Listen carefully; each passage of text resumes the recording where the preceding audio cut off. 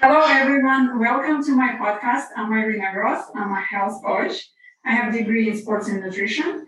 And today I have Monty Gross in this episode who wants to ask me some questions about health. Monty has about 30 years experience in healthcare, and he's a registered nurse, and he is author of a book chapter on chronic disease. He has Ph.D. and he works in this environment where you can see a lot of chronic disease amongst our population. So I hope it can be helpful to you, and you might find some interesting information in this episode. Hi, Irene. Thanks for inviting me and being willing to answer some of the questions that I have.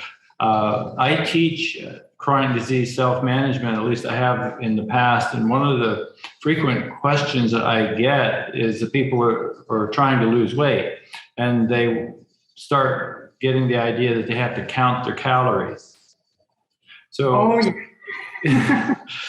so it's just not a matter of counting calories. A calorie is a unit of energy. So all calories, I'm assuming, are not the same. Yeah, that's right. There's a quality, and then for losing weight, can you talk about how the calorie concept is related to weight and health?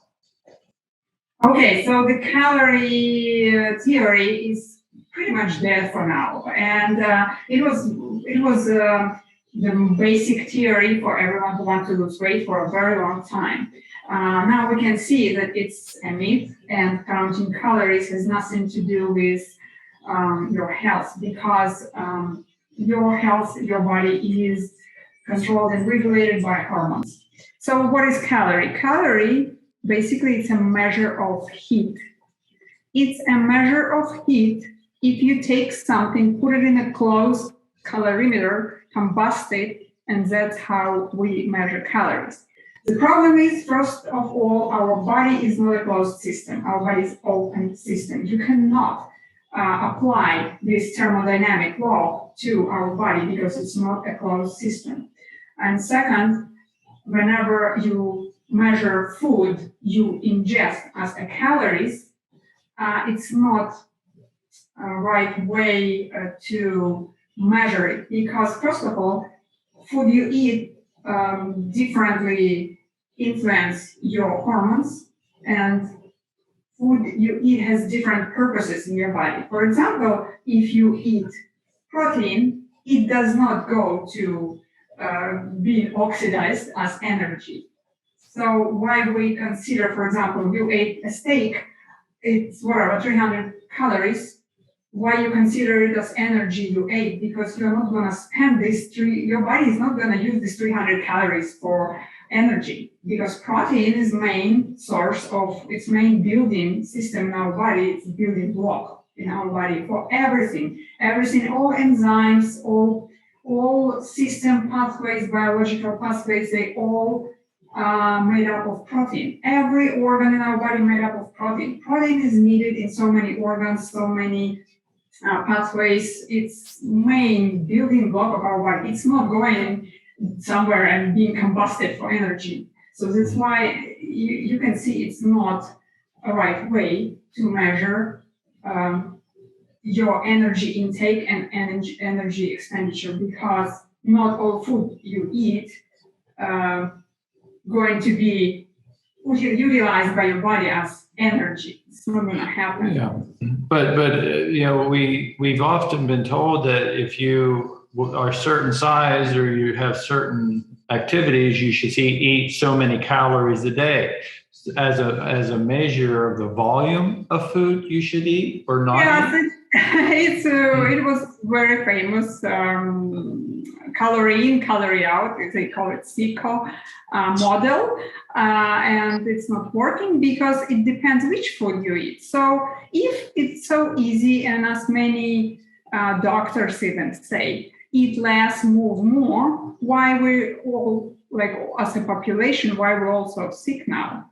People do eat less and move more. If you find a obese person who is really trying hard, going to the gym every day, trying to do physical activity as much as they can. They're trying to reduce their calorie intake. They eat less. Why they can't lose weight then? And whenever we're talking about losing weight, we also have to be very careful with it, because we don't want just to lose weight. We want to lose fat. Because losing weight, you can go in a restroom and lose weight. It's not appropriate term for I want to lose weight. People want to lose fat. And if you want to lose fat, you need to eat a proper diet. You need to eat proper food, which affects our body in proper way. Because again, everything is controlled by hormones, and whatever you eat, it depends which system will be on, which system will be off, and how it will be controlled and used. If you eat, yeah. I'm sorry. So how would you advise someone to measure how much food that they should eat? I mean, people. To measure. First of all, we have a big problem in our society because it's a lot of processed food, and people mostly eat processed food. Processed food is made by humans, made by big food corporations, and it's altered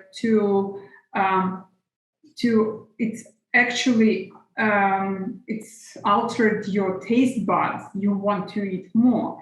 And because you eat this processed food nonstop, several times a day, every day, you have your hormones not working properly. For example, hormone which is responsible for satiety, leptin, is not working properly, because you can eat whole dinner of a lot of whatever, processed food, French fries, you can eat a lot. And then, if somebody asks, what about cake? You will say, oh yeah, sure, I will have a cake. So you're already full. You don't need that cake, but your hormones don't work properly. They don't tell you you're full. You don't need that cake. So, and you can eat more and more and more. When you start eating right, your hormones starting working as they should. So your hormones should tell you when to stop. If someone is trying to change their behavior and they're trying to figure out how much do I need to eat then, but my body is telling me to eat more, there's a period then that I would assume that someone would feel very uncomfortable to not eat, even though their body is telling them to eat, but it's based on the false signals they're getting from bad conditioning. Yes. So how long does that usually last until, if you're supposed to eat this and not that, you start eating the right thing, but you're still wanting to eat more, even if it's the right thing, there's probably a limit to how much you should eat, even if it's good for you. So the thing is that our body has need for protein. It's most important for our body to get all necessary protein.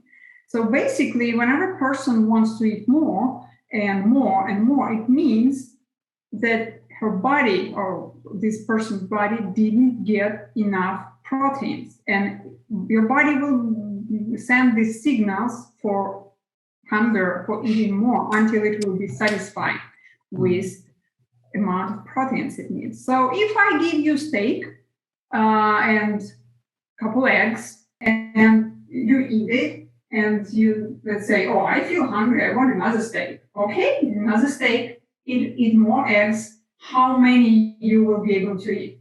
That's the thing, because people, how they eat? They eat piece of meat, a lot of other stuff, and then, are you full? Yeah, I'm full. Do you want cake? Yes, I want a cake. Okay, so would you discourage someone from going to a buffet and saying, I'm only going to eat a steak for protein? Yeah. Actually, that's why I quit going to buffet, because buffet is not meant for you to get your body nutrients. Buffet is meant for you to go and eat non-stop as much as you can, and they don't care about your health. Well, I've got to get my money's worth, That's psychological problem, that's different problem, addiction to food, and many people are actually, it's very sad but addicted to food, and sugar is very addictive, and it's in everything. Sugar is everywhere. If you think you don't eat sugar because you don't take sugar by the spoon and don't eat it, or you don't eat desserts, it doesn't mean you don't eat sugar. You still eat a lot of sugar. Yeah, but just eating protein, even excessive amounts of protein, is not good for you. Your body normally in a healthy state, your body will say, "I've had enough." But until you reach that point, you've got to limit yourself to some reasonable amount. You don't have to limit yourself. You will not be able to eat as much protein as going to be excessive for you. The problem in our society, people under-eat protein. You're supposed to eat at least 40 to 60 grams of protein per meal. Show me who eats like that. If I went to an all-you-could-eat lobster night, I could probably, push it. But, you can push it, but will you feel good? Your body will tell you to stop. Well, that's the thing. A lot of you want to stop eating, but you will think, "Oh, I paid money." It's psychological thing. Yeah. I need to keep eating. So if whenever a person is trying to get healthy, they actually trying to do their best to not to overeat. So they actually, if they already have their mind set that they want to get healthier, they want to change the way they're eating, they probably will not do that. Yeah. So the other factor that often, in my experience, when dealing with people to try and change behaviors, is to identify those triggers that they emotionally are connecting with food.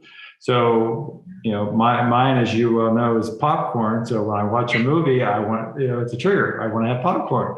But, in a lot of people, when they smoke, for example, they often associate that with a cup of coffee and a newspaper. And it develops as soon as they get the coffee and the newspaper in their mind. They don't even think about it anymore because they've got an automaticity thing going, or a habit where they have to have the cigarette or a donut or some sort of a high calorie pastry.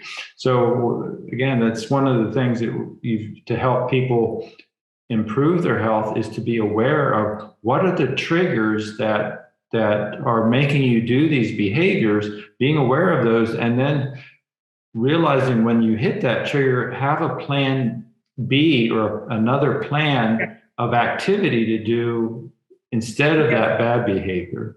Yes, but in the beginning of this journey, every person who decides to get healthy, they need to understand they need to change their habits. It's very important. Yeah. It's first person. If you're not ready to change your habits, to change your lifestyle, it's not only about nutrition, it's about your lifestyle. Yes, you have to be ready for that. You have to, if you have the trigger and you feel, okay, now I need to eat whatever, French fries, get up and go for a walk, make yourself a new habit. And if you will do it every time when you have this trigger, then you will build new habit on top of the old habit, and then it will be way easier to get rid of that old.